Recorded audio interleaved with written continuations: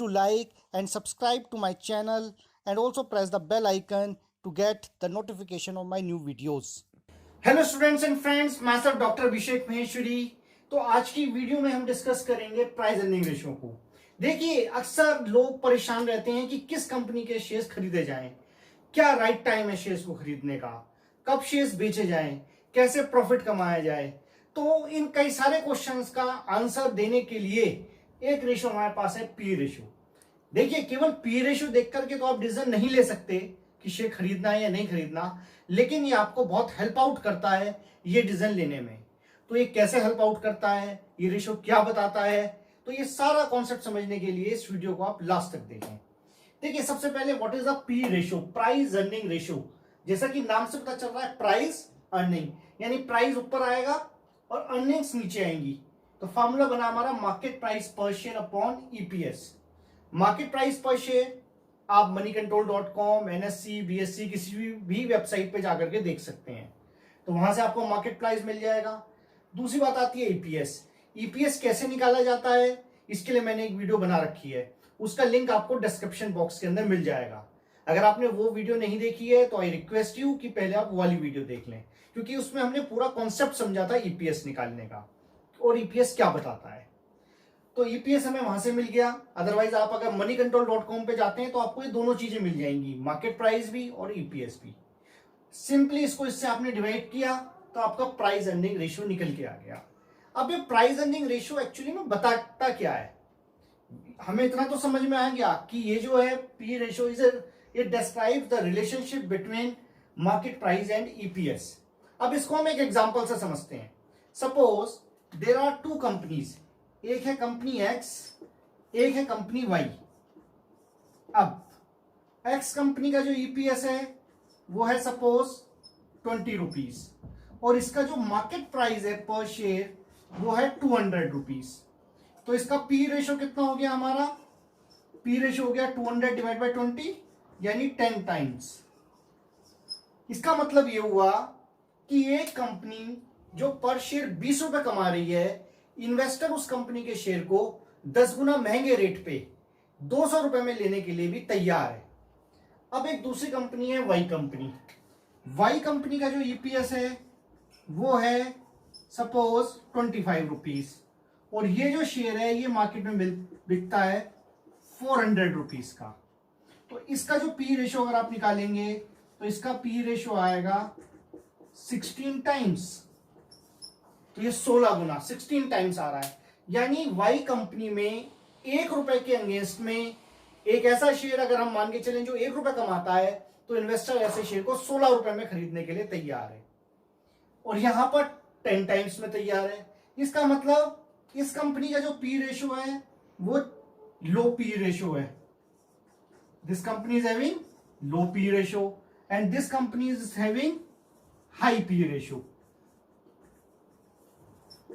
तो लो P ratio का मतलब हो गया कि ये शेयर हमें सस्ता मिल रहा है, चीप मिल रहा है, और ये जो शेयर है ये हमें थोड़ा सा एक्सपेंसिव मिल रहा है, महंगा मिल रहा है।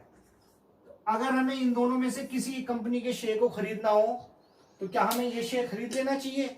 जी, हम डायरेक्टली ऐसा कोई आंसर नहीं दे सकते, सिर्फ पी रेशियो के बेसिस पे नहीं दे सकते। क्यों? क्योंकि P ratio industry to industry भी डिफर करते हैं। तो अगर आपको कंपेयर करना हो कभी भी तो आप सेम इंडस्ट्री की कंपनी को कंपेयर करिए। लाइक अगर आपको अगर आपको इन्फोसिस को कंपेयर करना है तो उसको आप टीसीएस से करिए, विप्रो से करिए, क्योंकि वो सेम सेक्टर्स की हैं कि उनका आपस में पी रेशियो क्या है। तो इसी तरह से अगर आपको बैंकिंग को करना है तो आप एसबीआई को के पी रेशियो को कंपेयर करिए पंजाब नेशनल बैंक से, एक्सिस बैंक से, इन दिस वे। ऐसा नहीं हो सकता कि एसबीआई के पी रेशियो को आप रिलायंस इंडस्ट्रीज से कंपेयर करें, तो वो हमारा गलत हो जाएगा। कोई बात नहीं, अब हम आगे डिस्कस करते हैं कि ये लो पी रेशियो क्या इंडिकेट कर रहा है और हाई पी रेशियो क्या इंडिकेट कर रहा है। देखिए, अगर किसी भी कंपनी का पी रेशियो लो आ रहा है तो लो आने का क्या हो सकता है कि व्हाई इट इज लो। तो लो पी रेशियो या हाई पी रेशियो की जो कंडीशंस हैं वो ये हैं कि या तो ऐसा है कि ये जो कंपनी है इसके अंदर ग्रोथ लो चल रही है, कि लो ग्रोथ है, और जो हाई पी रेशो होगा ये वो कंपनीज होंगी जिनके अंदर की ग्रोथ हाई चल रही है। यानी ये वो कंपनीज हैं जिनके अंदर हाई पी रेशो इसलिए क्योंकि इनकी अर्निंग्स तेजी से बढ़ रही हैं। तो इन्वेस्टर को लग रहा है कि अगर मैं महंगा भी खरीद रहा हूं तो भी मेरे को कोई दिक्कत नहीं, आगे मुझे बहुत तेजी से कमा करके देंगी। और यहां पर ग्रोथ लो चल रही है कि जितनी प्रॉफिट्स पहले होते थे आज उससे कम हो रहे हैं, या ग्रोथ रेट कम हो गया। पहले कंपनी 20% के हिसाब से सेल्स बढ़ रही थी, अब 15% के हिसाब से बढ़ रही है। ये हो सकता है। या फिर दूसरा हो सकता है सेंटिमेंट्स ऑफ द इन्वेस्टर्स या confidence of the investor is low. तो लो इन्वेस्टर्स कॉन्फिडेंस, कि इन्वेस्टर को लगता है कि भाई इस कंपनी में ज्यादा दम नहीं बचा, इसके प्रोडक्ट्स में ज्यादा दम नहीं बचा, तो इसमें ज्यादा पैसा लगाने का कोई फायदा नहीं है। यहां पर क्या है, यहां पर हाई इन्वेस्टर कॉन्फिडेंस है। इन्वेस्टर्स को लगता है कि नहीं नहीं ये कंपनी जो है ये बढ़िया परफॉर्म करेगी, इन फ्यूचर बहुत अच्छा प्रॉफिट कमा के देगी, तो that's why they are interested to invest. या ये भी हो सकता है कि ये इस कंपनी का शेयर वाकई में मार्केट में अंडर वैल्यूड हो, कि किसी वजह से सस्ते में बिक रहा है, इसलिए पी रेशियो लो हो गया। और इसका कुछ स्पेकुलेशन की वजह से, कि कभी कभी किसी कंपनी के पर्टिकुलर शेयर्स में बहुत स्पेकुलेशन हो जाता है, तो उसकी वजह से ये शेयर ओवर वैल्यूड हो गया हो। तो these are the main reasons जिसकी वजह से हमारा पी रेशियो कम होता है या ज्यादा होता है। अब जैसे मैंने आपको बताया कि केवल पी रेशियो देख करके हमें डिसीजन नहीं लेना चाहिए। देखिए, एक्सपर्ट्स की बात करें या रिसर्च की बात करें तो रिसर्च ये कहती है कि अगर पी रेशियो 16 to 21 है, यानी इफ द किसी कंपनी का पी रेशियो अगर 16 से 21 के बीच में आ रहा है तो ये एक ऑप्टिमम है जिसपे कि आप अगर खरीदना चाहें, इन्वेस्ट करना चाहें तो कोई दिक्कत नहीं है। अगर पी रेशियो 21 से ज्यादा हो जाता है तो इसका मतलब अभी थोड़ा सा महंगा बिक रहा है, शेयर मार्केट में एक्सपेंसिव है। लेकिन इसके साथ साथ आप ये भी देख सकते हैं इंडेक्सेस के भी पी रेशियो निकाले जाते हैं। जैसे निफ्टी का है कि आप ओवरऑल निफ्टी के जो 50 स्टॉक्स हैं उनका भी पी रेशियो देख सकते हैं निकाल के। तो अगर निफ्टी का P ratio suppose it comes greater than 21, तो इसका मतलब इस समय हाई निफ्टी चल रही है, निफ्टी काफी ऊंचाई पे चल रही है। सपोज इट कम्स अराउंड 35-40, तो यानी निफ्टी बहुत ऊपर चल रही है और मार्केट में कभी भी करेक्शन आ सकता है। तो ऐसे में इन्वेस्टर को थोड़ा सा बचना चाहिए नए इन्वेस्टर को इन्वेस्ट करने से। हाँ, अगर निफ्टी जो है लेस देन 16 है, इसका मतलब लो निफ्टी है, तो it is the time to invest, कि आप इस समय इन्वेस्ट करिए, यानी आपको शेयर्स कुछ सस्ते मिल रहे हैं तो आप कर सकते हैं। देखिए, जो मैंने आपको ये फार्मूला बताया, earning price earning ratio market price upon EPS, इसको समझने का एक तरीका और भी है।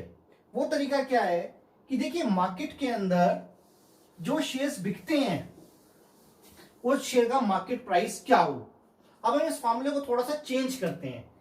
अगर हम यहां पर 1 लेकर के इसकी क्रॉस मल्टीप्लाई कर दें तो ये फार्मूला हो जाएगा हमारा market price per share equals to EPS into price earning ratio.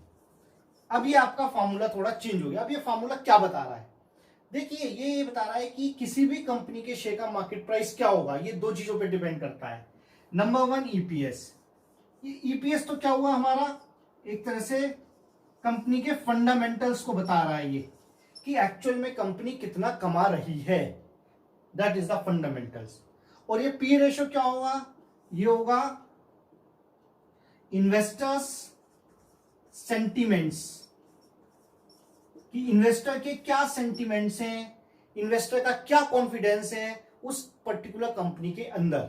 अगर इन्वेस्टर का सेंटिमेंट्स, इन्वेस्टर का कॉन्फिडेंस पॉजिटिव होगा तो ये पी रेशियो बढ़ता चला जाएगा। पी रेशियो बढ़ने की वजह से इन दोनों की मल्टीप्लाई करेंगे, प्रोडक्ट जो होगा तो मार्केट प्राइस बढ़ जाएगा। जिन कंपनीज को लेकर के इन्वेस्टर पॉजिटिव होते हैं उन कंपनियों के शेयर्स को वो हायर रेट में खरीदने पे भी तैयार हो जाते हैं। जिन कंपनीज के अंदर इन्वेस्टर का कॉन्फिडेंस लो होता है तो ऐसी कंपनीज के शेयर्स को इन्वेस्टर लोअर रेट पर ही खरीदना पसंद करते हैं, अदरवाइज पसंद नहीं करते। तो यानी दोस्तों, जब भी हम किसी कंपनी के शेयर्स में इन्वेस्ट करना चाहें तो हमें उस कंपनी का पी रेशो भी देखना चाहिए, उसके जो पीयर्स कंपटीटर्स हैं उनका भी पी रेशो देखना चाहिए, और एज वेल एज हमें जो पूरी इंडस्ट्री है हम उसका भी पी रेशो देख सकते हैं। तो इस तरीके से नाउ वी आर एबल कि पी रेशो का क्या यूज है और किस तरह से वो हमें इन्वेस्टमेंट करने के लिए हेल्प आउट करता है। तो अगर आपको कॉन्सेप्ट समझ में आया हो, वीडियो पसंद आई हो, तो इसको लाइक करें, शेयर करें, सब्सक्राइब करें। Thank you.